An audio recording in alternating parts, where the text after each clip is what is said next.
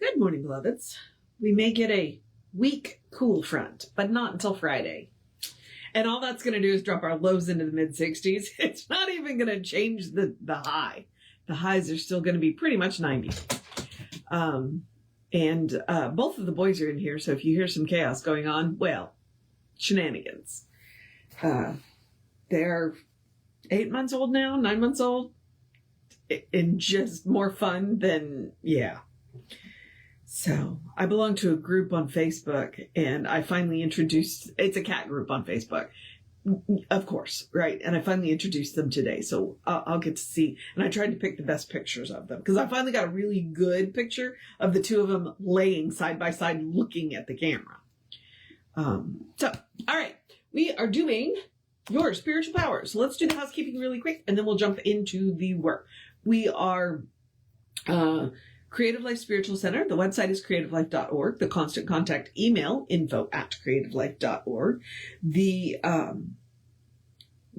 email, hang on. I'm already off track. The email is, you get one email a week. I said info@creativelife. You get one email a week, tells you what's going on for the week and the month. The hot links are hot. So click here now means it. It is a real person doing it. He doesn't have time to do more than one unless something unusual happens. At which point I point out, we do live in hurricane country. And it's still hot. And that could be a problem because the warmer the waters are, well, yeah. So, but the other thing about the email is it is a blind CC, which means nobody's going to see your email. You won't end up on anybody else's email because of us. So that being said, please feel free to get on the email newsletter. Now, the last thing is the social medias, and I only mention them because we do not monetize them. We don't want to deal with the ads any more than you do. So what we ask you to do instead is to like, subscribe, follow the pages based on which platform it is, and then engage with the individual posts. So like the post, react to the post, comment on the post, share the post. I say react to the post because there's more than just a like button on Facebook, and you're welcome to use any and all of them.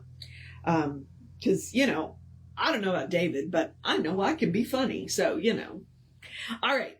That is it. Okay. So your spiritual power is it says it right there, a collection of inspirational writings. Basically, this is some of his rarer works, some of his booklets or pamphlets, what have you, that may not be available anywhere else. Apparently 4 of them, according to Goodreads, are actually very rare. We happen to be doing what religious science teaches, and we are in the Declaration of Principles, which has been really interesting for me and somewhat frustrating for me, because he's showing his work. He is showing his work. He is giving you the quotes from the variety of other things that he's read that shows you how he created the principles. And there's a little commentary in it. And occasionally some of the quotes, just make me want to pull my hair out. And that's okay. And as I have said before, occasionally I disagree with Ernest. That's okay too. One of my favorite things about Ernest is he said, I don't have all the answers. I don't even have all the questions. That is why this organization is open at the top. There will be more answers. There will be more questions. And with more questions will come new answers. So, that is, yeah. We are getting really close to being done with this. So let's get started. If you are following along in the book, I am on page 138. Okay, so we are going to start with, let's see. We believe in the control of conditions through the power of this mind. While all sacred writings affirm that when we are in harmony with the infinite, we are automatically prospered, the Christian scriptures lay greater stress on prosperity through spiritualizing the mind than any other of the Bibles of the world. Our Bible, truly understood, is a book for the emancipation of humanity from the thraldom of every evil, every lack, and limitation.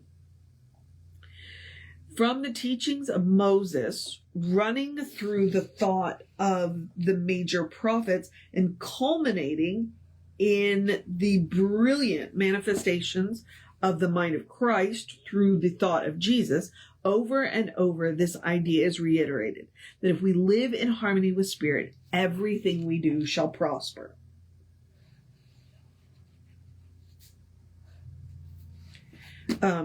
There's a movie coming out. I think it's called Good Things.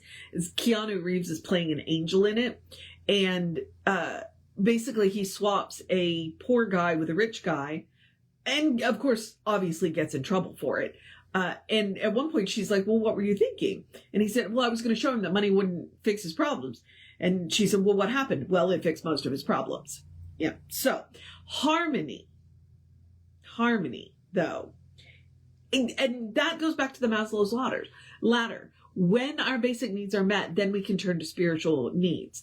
That's one of the reasons why science of New Thought has a social justice arm. We want everybody to have their basic needs met so that they can work on their harmony, their spiritual harmony, and continue to succeed from there. Religious science teaches that through right knowledge of the science of mind, we may definitely and consciously demonstrate, that is, prove or show forth practical results of spiritual thought. We have a footnote. Read carefully the entire section on the control of conditions in the Science of Mind textbook. Countless thousands have proved this principle, and there is no longer any question about its effectiveness. The greatest guide we have for this is found in the inspired writings of the Christian scriptures. Prove me now herewith, saith the Lord of hosts, if I will not open to you the windows of heaven and pour out a blessing that shall not be room enough to receive it, that there shall not be room enough to receive it. And he shall pray unto God, and he shall be favorable unto him. For every one that asketh receiveth, and they that seeketh findeth, and to them that knocketh it shall be opened. I think I grew up with the for everyone that asketh receiveth, because I've always gone with that notion of the idea that, because here it is again, ask and it shall be given unto you. All things whatsoever ye shall ask in prayer, believing ye shall receive. Because I've always believed that if you want something, ask for it, because they could still say no, but they might say yes. But if you don't ask for it, the answer is always no. So, whether we choose to call this faith or understanding makes no difference. It really is faith based upon understanding. It is a belief elevated to a mental position of unconditioned certainty. It is a belief elevated to the mental position of unconditioned certainty. That's really good. For Jesus said that whoever could believe and shall not doubt in their heart, but shall believe that those things which they saith shall come to pass, they shall have whatsoever they saith. Therefore I say unto you, what things soever ye desire, when ye pray, believe that ye receive them, and ye shall have them. If you don't ask, the answer is always no. If you do not ask, the answer is always no. Think about that. If you ask, the answer still might be no. But if you don't ask, the answer is always no. There is a law of mind which follows the pattern of our thought. This law works automatically. It will always respond by corresponding. And that's super important. Because it does not have the capacity to judge, it can't go, you don't really want that. That's not in your best interest. It responds by corresponding. What you put into it is what you get out of it. And that is super important to know when you do your prayer work. Thus, Jesus said that it is done unto us as we believe. The word is important is important since it implies that the creative intelligence in working for us must work through us at the level of our acknowledgement of it as working. This This is working in spirit and in truth and according to law. And there must be law even in prayer if there is to be cosmic order. A person's mind has been likened to the workshop of God. The workshop of God. Okay. The workshop of God. I like it. Okay. A person's mind has been likened to the workshop of God. For it is here that the tools of thought consciously may fashion destiny, may carve out a new future. We have been told to do this according to the pattern shown us on the Mount. This means that we are to formulate our ideas on the premise that there is an all-sustaining power and an all-pervading presence around us and an immutable law ever serving us when our lives are in harmony with the divine nature. Through an exact law, demonstration follows the word of faith. This calls for a surrender of the intellect to a spiritual conviction which dares to believe, disregarding any evidence to the contrary. That sentence right there. A surrender of the intellect. You have to use both your head and your heart, but occasionally you have to let your heart lead. Occasionally. So, there we are. The surrender of an intellect to spiritual conviction which dares to believe. He just has these really amazing turns of phrases that I love. Ooh, Seymour. Ooh, yep, love it, Abe. Thank you. We must continue in faith until our whole mental life, both conscious and subjective, response. If we would pray and prosper, we may believe that the Spirit is both willing and able to make the gift. But since the Spirit can only give us what we take, and since the taking is a mental act, we must train the mind to believe and accept. Belief is not enough. Accept is really important, an important part of that. This is the secret to the power of prayer. We must train the mind to believe and to accept. One need not have great intellectual attainment to understand these simple things. In fact, sometimes the intellect gets in the way, which is why he's like, surrender the intellect. Sometimes we need to check in with our heart. That's why you need a balance of head and heart. It's a very long time ago, and I don't know, because I turned up at Creative Life in 2005, and I kind of got culled from the herd, is the way I describe it. I took a bunch of classes, and then Jesse said, "Hey, come to this meeting." 2 years later, they handed me a practitioner license, and I'm like, "What happened here?" And that's one of the things that he said. Is that what he saw in me was a balance of head and heart, which is why I ended up in the ministry. So great intellect is great because Jesse is one of the smartest people I know, but he's also very wise and very heart-centered. So one need not have great intellectual attainment to understand these simple things. Jesus said that the kingdom of heaven is reached through childlike faith, which, again, is going to lean into the heart, because children are very heart-centered. That is one of the things that I love about children, is how heart-centered they can be. Again, he said, I thank thee, O Father, because thou hast hid these things from the wise and the prudent, and hast revealed them unto babes. Just as the teachings of Jesus announce the divine presence, so his works prove the presence of a law that receives the impress of his word and brought it forth into form. He asked no authority other than that which was demonstrated through his act. Since Jesus taught the most definite system of spiritual thought ever given to the world, as well as the most simple and direct, And since he was able to prove his teachings by his work, we could do no better than to follow his example. Yep. There are two ways that we may do this. One is blind faith, and we cannot doubt its effectiveness. The other is through coming to understand what the teachings of Jesus really meant. Thus, knowledge passes into a faith so complete that it is unshakable. Jesus left very implicit instructions relative to prayer. He said, "Judge not according to appearances."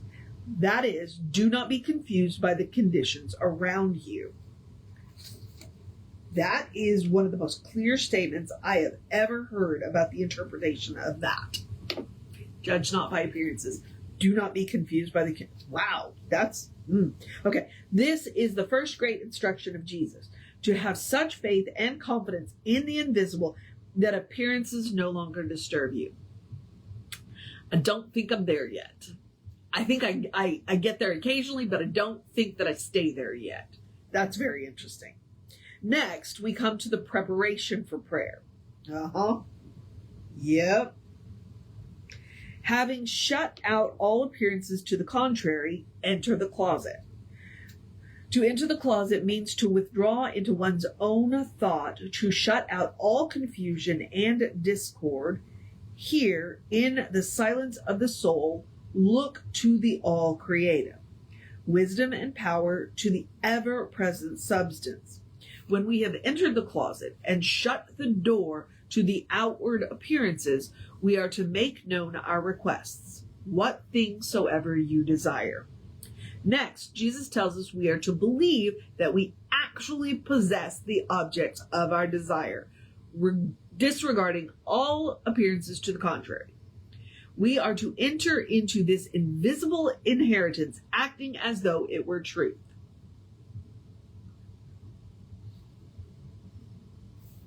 Our faith in the substance of the invisible will take actual form. The divine giver itself is to make the gift, but first we must believe that we have received it, and then we shall receive it.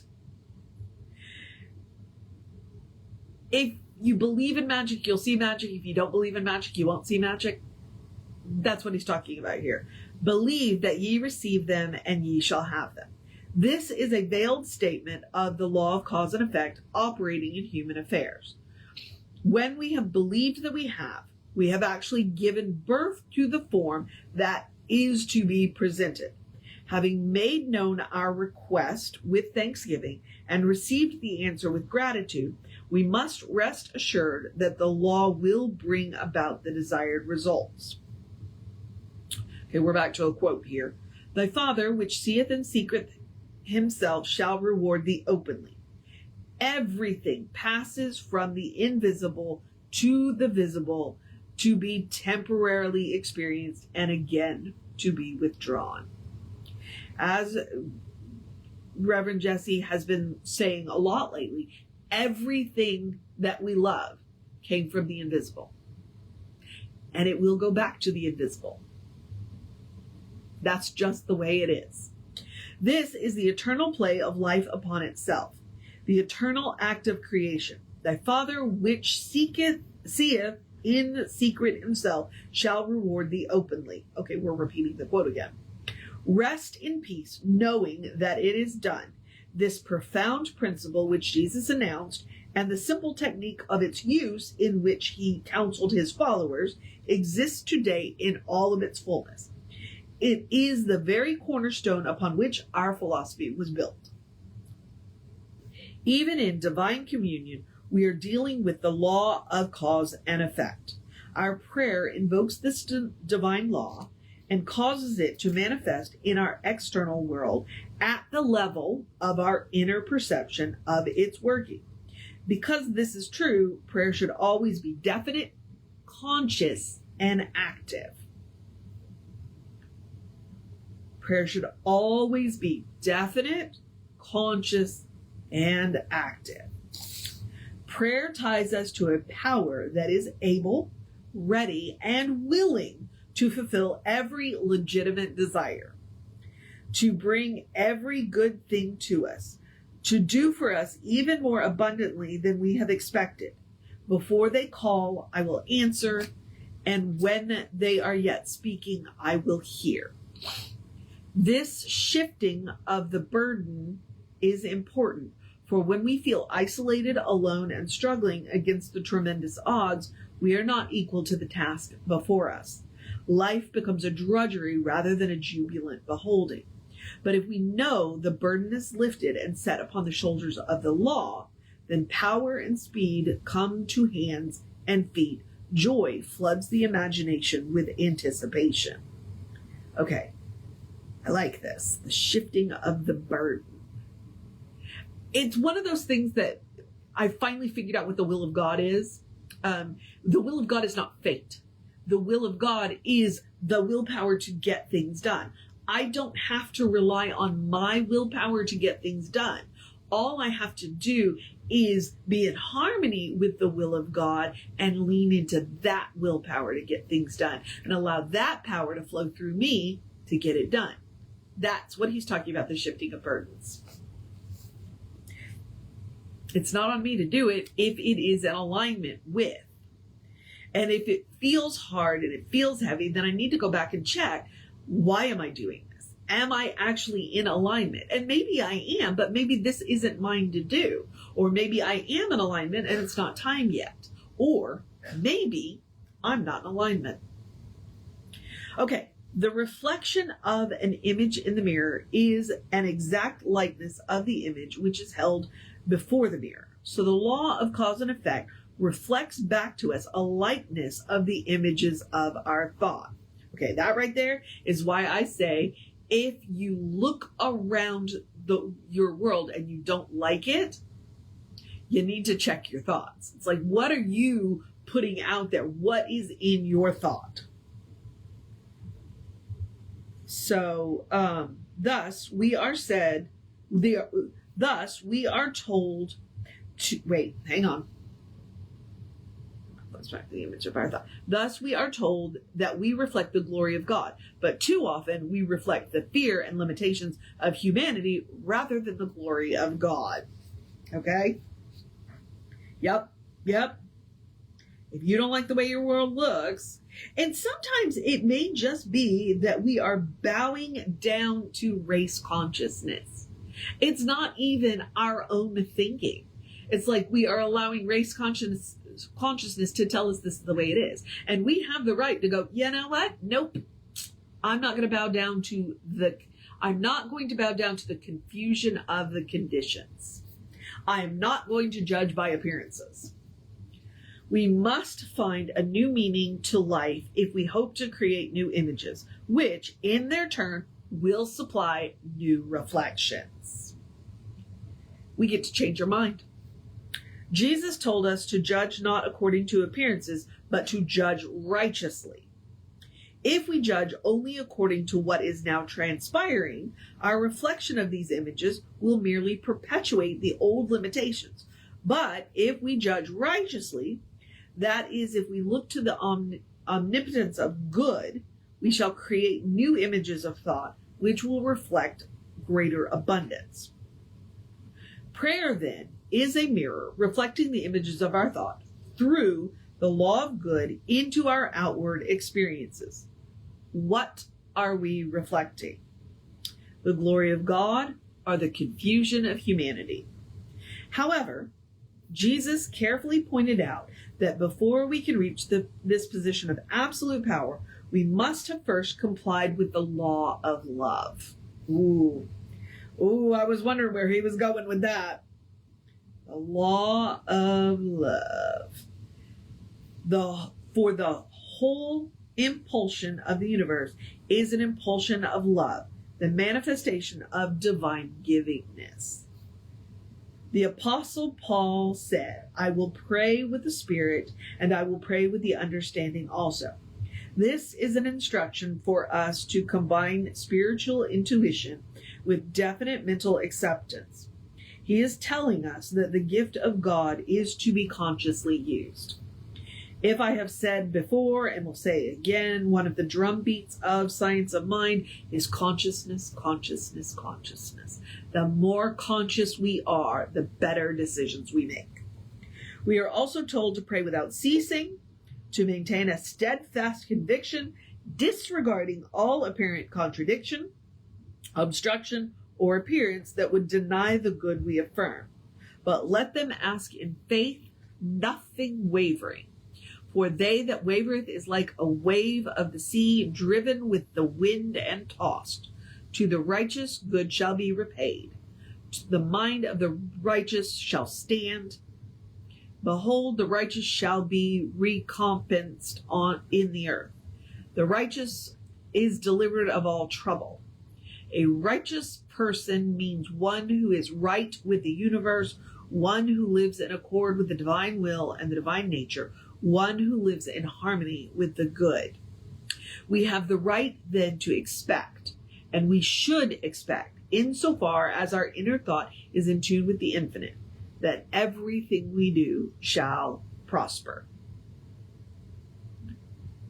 We have the right to accept. Okay, that is where we are going to pause. We have, I believe, one more to go. Yep, 2 more to go. So we're going to do 2 tomorrow because they're both very short. I'm sorry, Connie.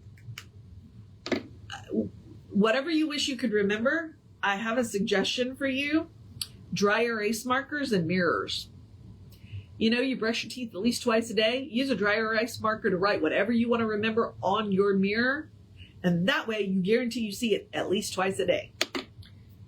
It is a technique I have used. So, because I'm sorry, I didn't see your note as to what it was you wish you could remember. So hopefully you do.